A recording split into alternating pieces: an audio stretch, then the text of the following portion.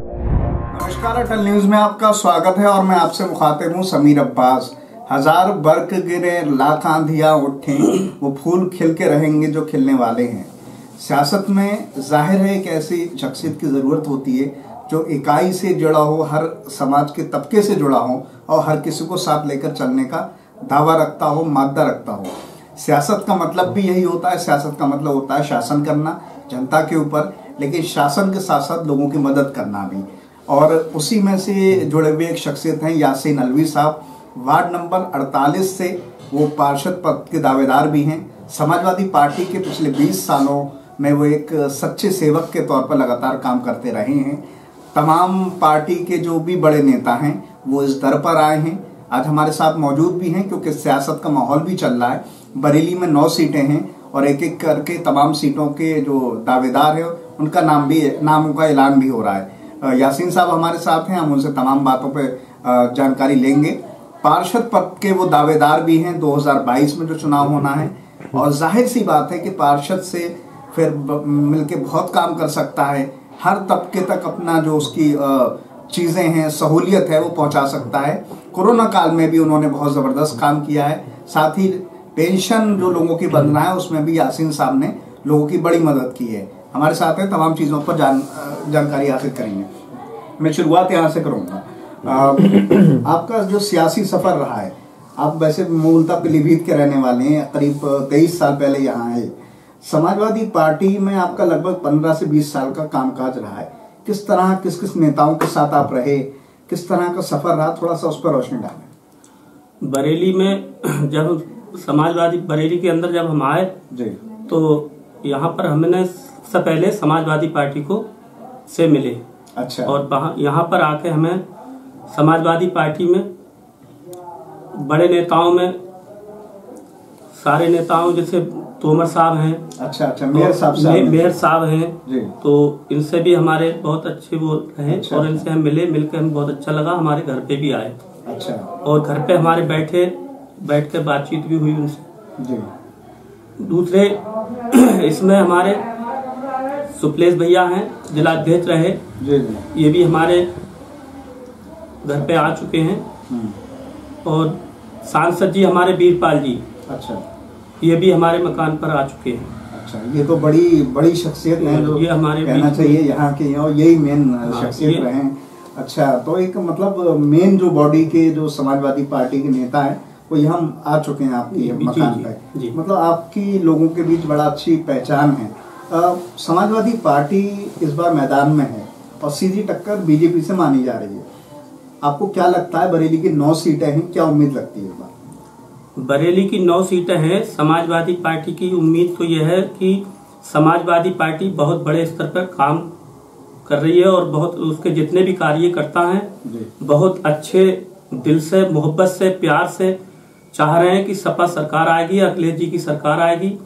और इस बरेली के अंदर जितने लोगों ने भी आवेदन किए, तो जो भी फैसला पार्टी ने लिया है, अब शहर सीट से जो फैसला लिया गया है, राजेश हमारे अग्रवाल जी हैं, कैंट्स के मतलब पार्षद भी हैं, और वो हमारे मकान पर पहले, जब इससे पहले भी उनका टिकट हुआ था तो हमारे मकान पर आए थे वो। अच्छा, राजेश अग्रवाल का जो टिकट हुआ है शहर सीट पर, उनसे पहले से संबंध है? उनसे हमारे पहले से भी हैं और वो यहाँ हमारे घर पे आ भी चुके हैं। अच्छा। बहुत अच्छे व्यक्ति हैं और उनका जो टिकट हुआ है, मैं तो चाहूंगा कि बहुत अच्छे से सारे लोग मिलकर समाजवादी पार्टी के कार्यकर्ता और सब बड़े नेता उनका साथ दें और अच्छे से उनकी विजय बनाएं और मतलब अच्छे से वो कामयाब रहे। धन्यवाद। अच्छा, मतलब शहर सीट पर राजेश अग्रवाल जी को जो टिकट दिया है वो अच्छा लड़ सकते हैं, जीत भी सकते हैं। हाँ, इस समय मतलब बहुत अच्छा आप जो टिकट दे दिया भाई, बहुत अच्छे से लड़ेंगे और जीतने वाले व्यक्ति हैं। और बरेली की 9 की 9 सीटें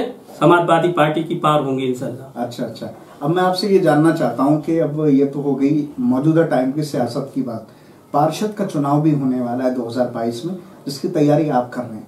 अगर यहाँ की जो जनता है 48 वार्ड नंबर 48 की आपको मौका देती है, आपको जिताती है, मौका देती है, आप जीतते हैं, तो आपके जहन में क्या क्या काम चल रहा है जो करवाना चाहते हैं, सड़कों के, पेंशन के, थोड़ा उस पर रोशनी डालें। देखिए, वार्ड 48 में अगर जनता के बीच में मैंने जिस तरीके से काम किए हैं जी, सबसे पहला काम तो मैं ज़्यादातर जो गरीब महिलाएं हैं, विधवा हैं और 60 साला हैं या कोई मतलब इनके जो पेंशन बनवाने के काम किए हैं मैंने ज़्यादा से ज़्यादा काम किए हैं। और रहा रोडों का, नालियों का सवाल, तो ये भी काम मैं खड़े होकर लोगों से कराए हैं मैंने और कराता हूँ। मुझे बहुत मोहब्बत रहती है कि रोड अच्छे रहें।